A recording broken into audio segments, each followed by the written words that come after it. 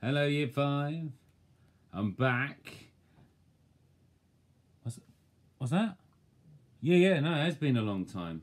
It has been my holidays after all, and I've been so busy doing, well, not much really. There's not much to do apart from knock around the house. Anyway, I thought I'd do another chapter before we go back to the joys of homeschooling next week. I'm sure you're very, very excited. You'll also be excited to know that on Thursday, I'm going to be giving you a call. Yeah. You don't have to speak to me if you don't want to. I'll speak to your parents. Just checking that you're all doing okay. You've got all the resources you need. Might be doing a few interesting different things through the home learning, but that's all to come next week. Anyway, this is a little extra chapter of Fly Me Home to get you through the weekend. It is, of course, new chapter, new hat, Cuddly Spidey. Thank you, Jack. Say hello to everyone. Hi. He's had a good Easter. He's not looking forward to going back to homeschooling, but he's still got, at least he's got a really good teacher. And you, Jack? Yep. Thank you, mate. Anyway, chapter 32. The next time I saw Bo, it was just me. Betsy hadn't come round that night, and I wondered if her dad had come back. Bo didn't come to the door when I arrived. It'd been left ajar for me. I closed it behind me and wondered how long it had been like that. Some of the piles in the hallway had fallen over, so there wasn't any room to walk past anymore. I tucked them away as best I could, but they were teetering and fragile, and they looked like they might overbalance if you touched them. I called out, "I'm here, Bo. Just piling the things up. They've fallen down."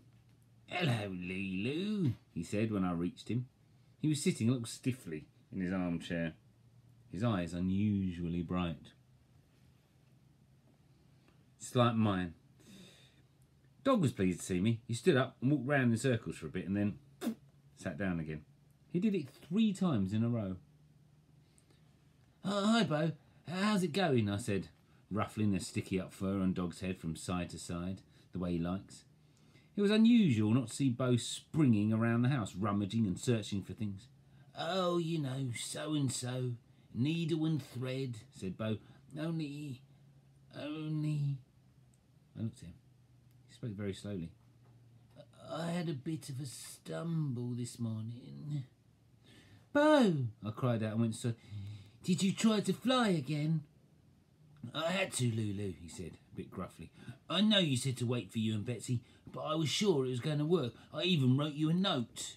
There was a piece of paper with a message. "Gone flying, gone home, Bo and Dog." He'd done a drawing of himself flying through the sky.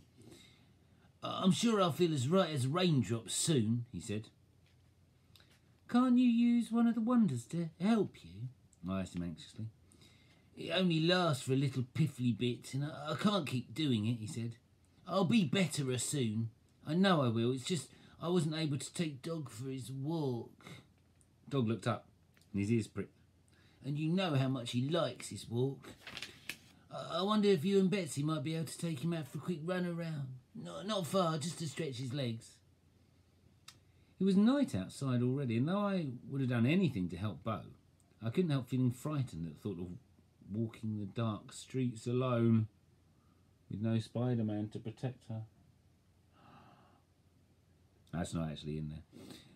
Bo looked at me anxiously, his face even whiter than usual, and just then he shifted creakily in his chair, and though he tried to stifle it, I heard him cry out in pain. He stared down at his arms and legs in alarm, and then a look of tiredness, of defeat, came across his face. His expression crumpled in on itself like a dried out brown leaf that had become curly with age. "Of course I will," I said quickly. I thought, I won't be on my own. I'll have Dog. I'm not sure where Betsy is, but I can do it." "Oh, thank you, Lulu," said Bo. "I told Dog that you would, didn't I, Dog? I told you not to worry because Lulu would look after you." "I'll go now," I said, before I could change my mind. "Come on, Dog." Dog got up immediately and bounded towards the door. It was like he had fully understood everything Bo and I had just said. We walked in the direction of the park. Dog didn't really need to wear a collar and lead, but Bo told me that he had to have them because otherwise people were a bit funny about it. We stopped at a tree a street corner, and a lamppost that dog liked the smell of. I tried to run a bit to give him more exercise, but I couldn't see round the corners in the darkness, so I slowed down. The streets were narrow and bent this way and that like a maze. We came out by a large block with lots of windows. Some were dark, some were lit up, but I felt like I was being watched through each one. I was about to turn back when I glimpsed a group of people. One stood out among the others. It was something about the way they moved that stopped me. A tall, thin figure, leaning forward in such a way that I knew for certain it was Tiber. I stopped. I wanted to run up to him. I wanted to look into the eyes of his friends, but I couldn't see their faces because they were wearing hoods pulled up over their heads. They were laughing about something. The sound seemed to jump towards me and hit me in the face, and I realised that they were laughing at me.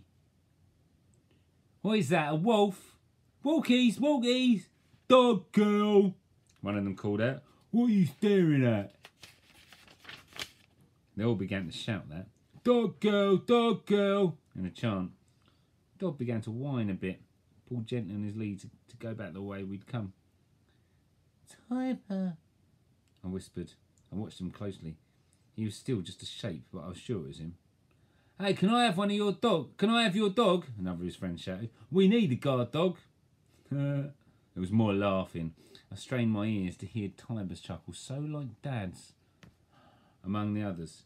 Yeah, let's take the dog, said the one who'd first called me Dog Girl. We could train him up to attack. I looked down at Dog. He was standing very still, his eyes fixed on them. Yeah, let's go, Dog, I said, and we turned away. Where are you going? Dog Girl, come back. Hey, come back. I heard footsteps behind me and turned to see that Tiber and his friends had started to follow us. Run, Dog, run, I said. My feet pounded the pavement. I heard them slapping down hard on the concrete. They sounded desperate, frantic. And beyond them I could hear the footsteps and shouts of the figures chasing us. They were getting louder. They were getting nearer. My breath caught as I tried to run faster. Dog ran with an ease I did not possess. His stride lengthened, he accelerated, and I struggled to keep up with him. I could feel his pull on the lead, and though I tried to keep hold of him, suddenly he was free. Dog! I cried, but it came out as a gasp. He bounded lightly away from me, his lead trailing on the ground, and the shouts and the jeers of the boys seemed to surround me. I knew it would only be moments before they caught up with me. I reached into my pocket. There was only one acorn left that wasn't used up. I rubbed it and then clenched it tight. Make me as fast as Dog. Let me outrun everyone. It didn't feel like I was running any faster. If anything, I was putting in less effort now. My breath came easily. My feet flew across the ground, my strength lengthening and extending as though my legs had grown. The shouts got quieter and quieter. If I'd turned round, I knew I would have seen the boys far behind. They couldn't keep up with me. I had outrun them all. But I didn't want to look back. I didn't want to see Tiber's face. As Dog charged on ahead of me, I kept running. Only when I got back to the corner leading to our street did I begin to slow down. Dog loped back to me. I picked up his lead limply. But then I collapsed onto him. He was solid beneath me, panting and warm. He let me hold on to him, my fingers tangled in his fur. I felt weak now, slack and empty. Dog turned and looked at me with those gentle eyes. He nudged me lightly. His nose felt wet and cold. Come on, he seemed to be saying. I stood up unsteadily and started to walk. Together, side by side, we returned to Beau's house. I closed the door behind us, pushing my weight against it until I heard the lock clicking into place. I told myself that I wasn't hurt. It was true. There was not a mark on me. My legs throbbed slightly from sprinting, but other than that, I was unchanged. I told myself that I was safe now. But I didn't believe it. Gosh, so much excitement in the chapters now. Anyway, I don't know, I might fit in another chapter over the weekend. I might be doing other stuff, recording a bit more music that I've been doing, playing with this one and this one. But if not, I'll be updating the blog on Monday. More work for you, there'll be a learning grid and hopefully some other fun stuff, some good learning things for you to explore. Remember, giving you a bell on Thursday, be in, but you don't have to chat to me if you don't want to.